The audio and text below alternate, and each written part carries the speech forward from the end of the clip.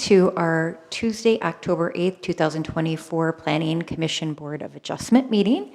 So we will do a call to order, and we will start with a roll call. Peter, would you mind taking us through that? Ayers. Here. Brisbane. Here. Weaver. Here.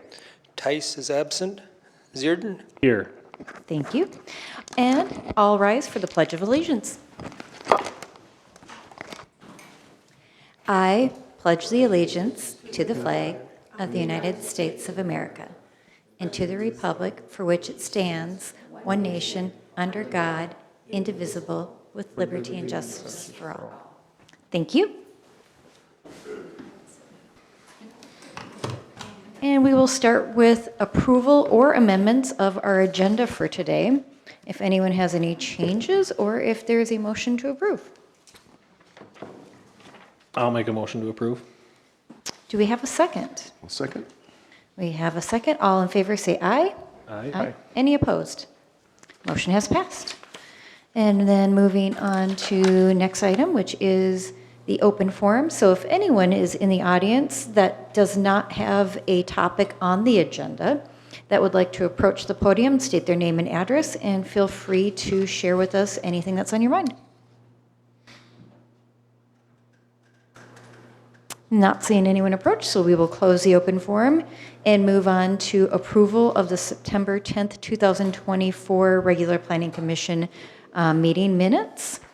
Do we have any motions to approve or changes? So moved. I'll second that. We have a motion and a second. All in favor say aye. Aye. Any opposed? Okay, motion has passed. Next, we're going to move on to new business, which is a variance application for V24012, Brian Lee. And we will start with a staff report. So Peter, if you could lead us through. Thank you. Madam Chair, members of the board, variance applicant V24012 for Brian Lee at 9168 Indian Hill, Lot 27, third addition to the Breezy Points Estate. Parcel ID 101-61098 is zoned R3 original neighborhood and is on a municipal septic system. The applicant has filed the appropriate fee. The applicant has paid the appropriate fee for the application. Public hearing of the notice was published in the newspaper, and the property owners within 350 feet were mailed public notice of the hearing.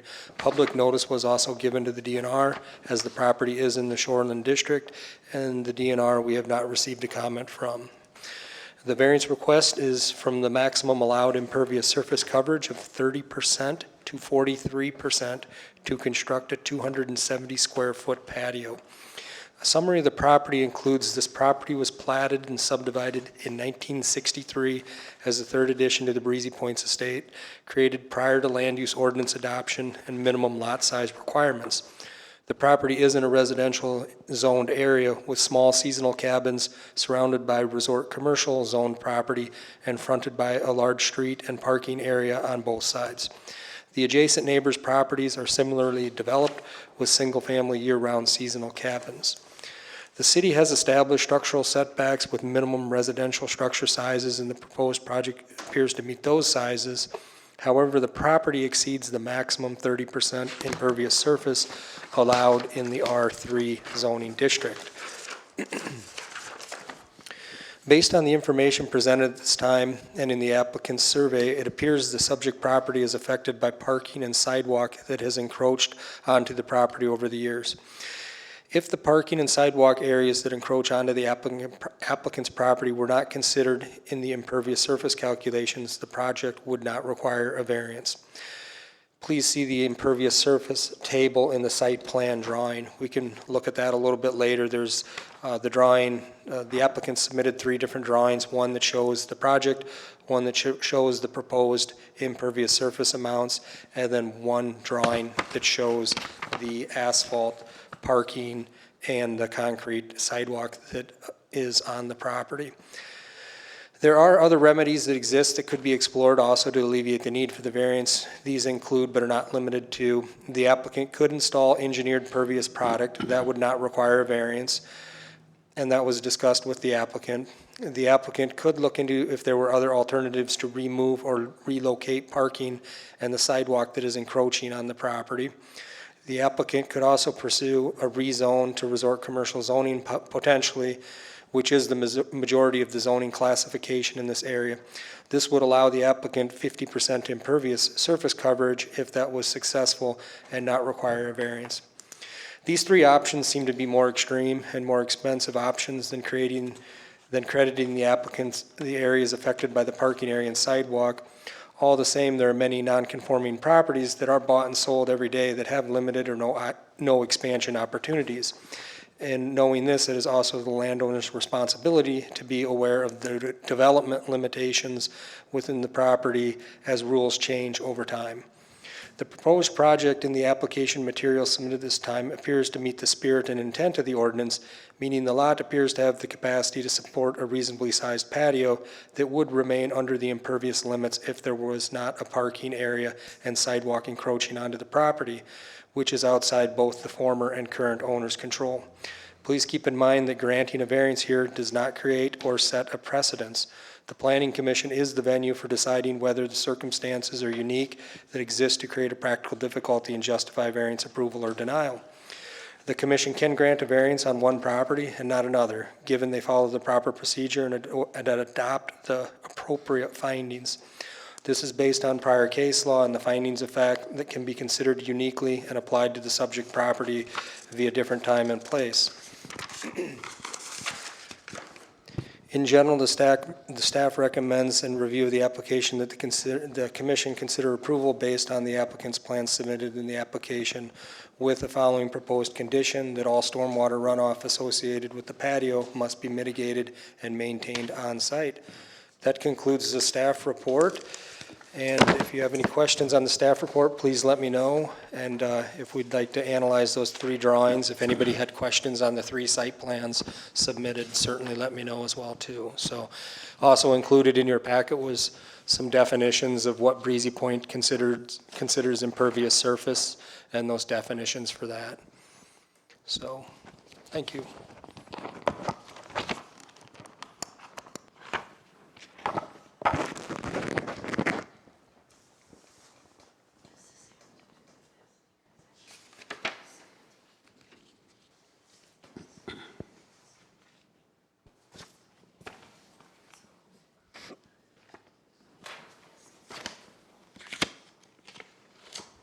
So this is a good slide that's up on the overview right now that shows the proposed patio area. And on the left side, there's the spreadsheet that they have listed that shows the impervious surface coverage. And then the slide after this shows the parking area that encroaches onto the subject property. That property is owned, or the sidewalk and the asphalt parking area is owned by the Breezy Point Resort.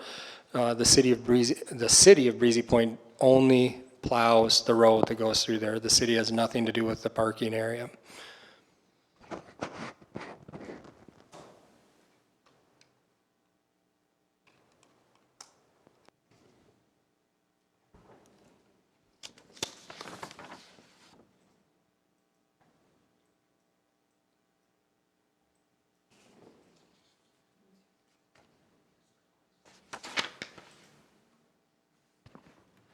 Does anyone have questions for Peter at this time, or? A quick question, Peter. Peter, would the adjacent cabins have the same issue? In other words, if they were at the maximum of impervious, would they have the same issue because that parking lot encroaches on their property also? That's a good question, and it appears that it does encroach on the property to the west as well. The way staff would handle that is our recommendation, if they were over their impervious already with their own personal hardscape, the staff would be recommending a denial, that there'd be no hardship that's over. So that I've seen, it would be difficult for the applicant to go back with the resort and try to find some kind of remediation with that parking lot. Just to answer some general questions that may come up or in the back of a person's mind, at the first time I ran into a situation like this, I thought, hey, something's trespassing on the property. Could the owner just literally go out and jackhammer it up and stack the asphalt off to the side and say, this property needs to be removed? They would actually run into some liability for, property damage, like similar to if somebody parked an automobile on somebody else's car, if it was like trespassing there and they like said, hey, I'm gonna tow it off site, and they damaged the car in the process of that, even though it was not supposed to be there, they can run into some liability with that. So in other more complex cases, I've seen people, they eventually set up like an easement for the existence of that parking lot to be there, where the owner would go to the resort and say, hey, you have property that encroaches onto mine, and when I go to sell this property, it's gonna come up and potentially cause title issues. And what an easement would do, it would establish a venue to recognize that an encroachment exists, but it would probably put some kind of language in there that would say, if the resort ever redoes the parking, changes the parking lot, they would have to address the encroachment onto the property.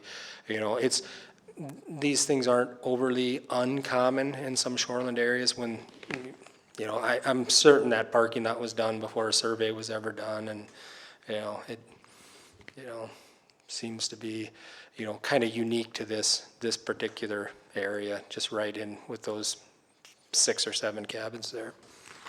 The reason I'm asking the question is I'm wondering if our decision tonight could be precedent-setting for the neighboring properties.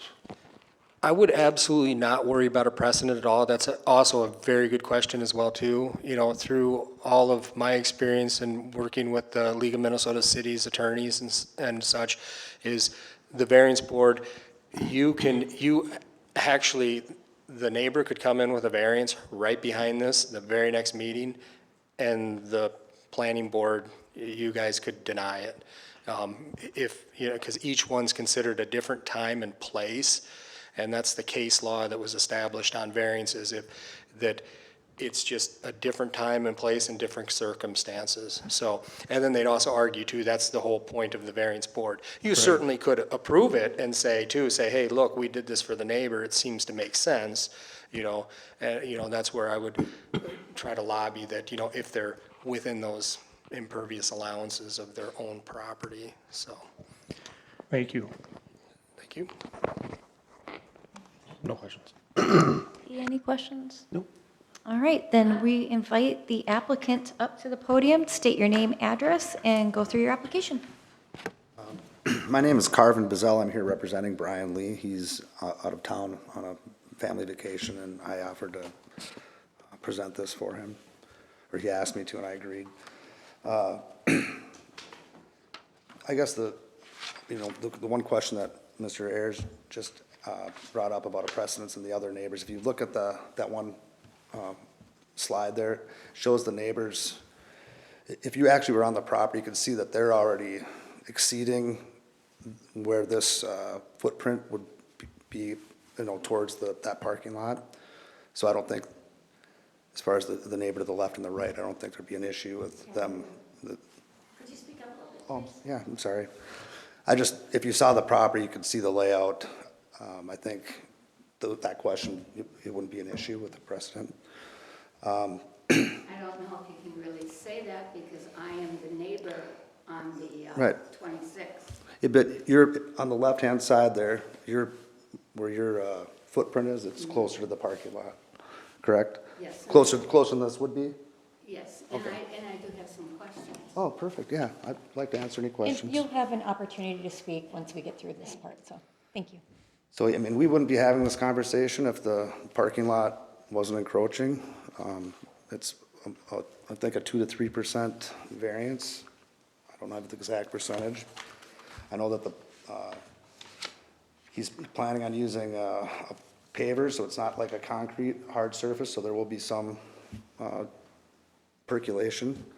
And he's planning on mitigating that flow with shrubbery, and he has that listed here in the application as well, but boulders, and he owns a landscape company, so he does a very good job and would add value, I believe, to the aesthetics of the area.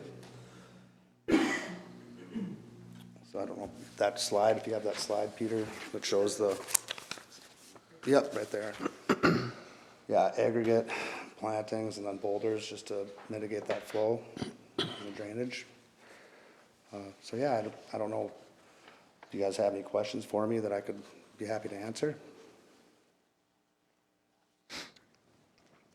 I don't have any. So the materials are going to be a paver stone, not necessarily impervious, but It's not gonna Do be you- like concrete where it would have it'll be cracked, seams where the water could also drain. okay. So partially impervious. And the combined, there's a deck on the back, it's 270 square feet as well, so I believe that also falls with under the, is it a 600 foot or 600 square foot zoning restriction on a patio? So it falls under, I think at 270 and 270, it's 540, so it's still 60 square feet under the maximum square footage allowed for patios in that area.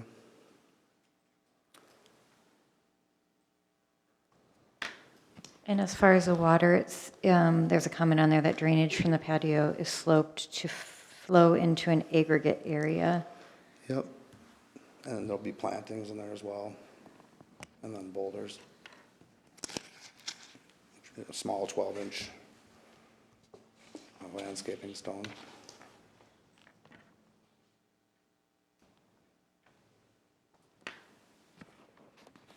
Any questions, Lee? No. Thank you. You're welcome, thank you. And next, we invite the public for input. So if you have anything you'd like to share, feel free to approach the podium, state your name and address, and share your input. My name is Jackie Baker, and I own the adjacent property, which would be number 26. And my address is 7116 79th Avenue North, Brooklyn Park, Minnesota. And up here it would be 9162 Indian Hill. And my question is, does Brian have any idea of building a fire area in that patio enclosure? I have no idea about that. Okay, because that would be a concern. And the only reason why I say that is because I'm not positive, but I think Brian rents out the property quite a bit. And I don't know if he has a short-term rental agreement with Breezy Point or not, because I know Breezy Point does have a few regulations about rentals. And being that I live adjacent to this property, I often have to tell people, please do not park in front of my shed, because I can't get my golf cart out. Or they ask me, where do they empty the garbage? And there's no garbage vessels back there. I take my garbage home. So that's a concern. Also, when I said about the fire pit, if it's rental, you don't know who's renting the property. And oftentimes you could get, if there was a fire pit out there, a group of people sitting around, relaxing, having a good time, but they might be drinking and they might be loud. Oftentimes the renters that are there have animals, which is fine, but it's not fine when the animals start barking at 7 in the morning. So those are just some of my concerns. I'm not against a patio because I think that would enhance the property. But I do have some concerns about this whole rental aspect. This cabin is a one-bedroom cabin, and this summer there's been as many as 7 people staying there. Now, I don't know where they slept, maybe on top of one another. But, those are just some concerns. So, and I don't know if he's licensed or not, but that might be something to address.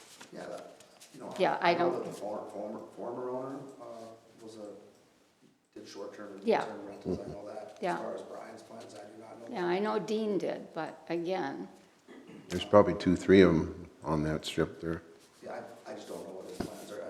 This is a meeting about, I was prepared to discuss the variance. That's As a far whole as the different fire pit issue. goes, I don't know if that's allowed. yeah, I mean, Or not, is that? I have a fire area, but mine is portable, so it's on wheels, I can move it around. I just don't know what the Yeah. statutes are, if there's an ordinance that. Yeah, I don't know. Would not prohibit a fire pit on a patio, I don't know. He didn't put that in the plan, so I can't answer that question about a fire pit. As far as the short-term rental, I'd be happy to let him know that there's a license required. It sounds like a different issue, a Yeah, licensing issue. yeah, but it's, But I understand your yeah. concerns, and I appreciate you coming and sharing those, and I mean, be happy to talk to Brian about those things. so, Thank you. thank you. Thank you. And while the public input is still open, is there anyone else that would like to approach? All right, we're going to close the public input section, and we're going to go to a findings review. The notice of decision and findings of fact. So the Planning Commission will consider the following in its decision to make written findings concerning the variance approval or denial. First, strict interpretation of the ordinance would be impractical because of circumstances relating to lot size, shape, topographic, or other characteristics of the property not created by the landowner. And we find that, yes, the lot would be considered maxed out on impervious surface coverage due to the encroaching parking area and sidewalk. If that encroaching parking area and sidewalk were not on the property, the impervious amounts would be within ordinance allowances. Number 2, the deviation from the ordinance with any attached conditions will still be in keeping with the spirit and intent of the ordinance, and we find that, yes, the patio's location is conforming, the proposed structure dimensions meet residential structure size requirements. Consideration 3, the land use created by the variance is permitted in the zoning district where the property is located, and yes, the patios are allowed in the zoning district. 4, the variance will not alter the essential character of the locality, and we find that the proposed request is residential, similar to the adjacent neighbors, and shares the same setbacks. The immediate neighbors have decks or patios, and the rest of the locality is highly developed resort, and that area allows 50% impervious surface coverage. And number 5, the variance is not for economic reasons alone, but for reasonable use of the property would not exist under the ordinance. And we find that, yes, the variance of the landowner would not be, under that variance would not be allowed a patio. The current or prior owners did not create the practical difficulty or the hardship. The hardship and practical difficulty was created when the parking areas and sidewalks were installed. This circumstance is unique to the property, as most properties do not have parking areas that encroach onto them, as we can find in findings 1 through 5. The following are recommended conditions: that all stormwater runoff associated with the patio would be migrated and maintained on site. So those are the findings of the commission. And that begins our discussion. My initial input on this is that this is a very unique area. It wasn't something that the parking areas are normal in most properties. There's a couple properties that have it, but with that being said, it's very unique to the property and wasn't created by the property owner. So I think looking at those impervious coverage things, I think this is exactly why we have a variance process in these certain circumstances. So I'm looking at this as seeing that they've met all the other conditions, which I think is admirable, and the fact that there is a stormwater plan there does fit with our findings.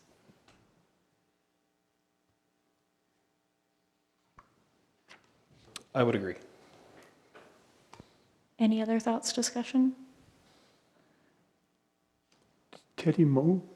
No, I just agreed with Oh. what she said. I'm sorry. I just want to know if you guys have any other comments or concerns. Any comments, concerns? Do we have a motion? I would make a motion to approve with the recommended conditions that all stormwater runoff associated with the patio would be mitigated and maintained on site. Do we have a second? I would second that. We have a second. All in favor, say aye. Aye. Any opposed? Motion has passed. All right, moving on to old business. Is there anything that we need to bring up? Thank you very much. You guys have a great evening. No old business staff reports. Peter, anything to be brought to our attention? Madam Chair, members of the commission, so we do have an interim administrator now. Jerry Bonsek is the acting city administrator. So the city council is going to be looking at starting applicant search process in the next couple months.